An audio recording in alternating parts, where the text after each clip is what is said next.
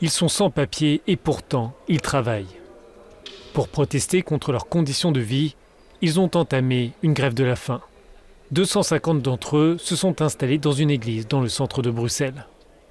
Ils réclament la reconnaissance immédiate de leur situation et l'obtention d'un statut légal.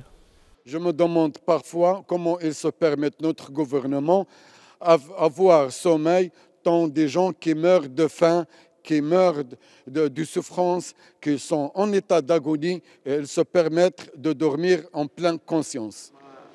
Ces migrants viennent principalement d'Afrique du Nord, du Maroc, de Tunisie, d'Algérie, d'Égypte, mais aussi du Pakistan.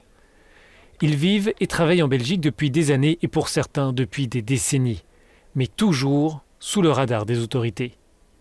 Sans papier, ils ne peuvent pas bénéficier de soins de santé, d'une protection sociale ou accéder à des aides financières. Ils refusent de s'alimenter depuis le 23 mai. Les volontaires médicaux ne cachent pas leur inquiétude. La situation est un peu catastrophique. Les patients sont quand même de moins en moins bien. Il y a eu plusieurs problèmes cardiaques, des problèmes rénaux, des difficultés psychologiques aussi, avec plusieurs tentatives de suicide. Si cette grève de la faim ne fait pas la une de tous les médias du pays, la santé des grévistes ne peut pas être ignorée par les autorités. Il y aurait en Belgique 150 000 sans-papiers. En réponse, le secrétaire d'État à l'asile et à la migration assure qu'il n'est pas question d'accorder des concessions collectives pour approuver les dossiers de certaines personnes en particulier. C'est frustrant. Nous essayons d'aider les gens autant que possible pour que leurs dossiers soient traités dans les meilleurs délais.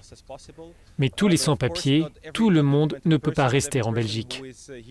Et donc, nous essayons de leur donner la bonne information, mais la grève de la faim ne va pas aider.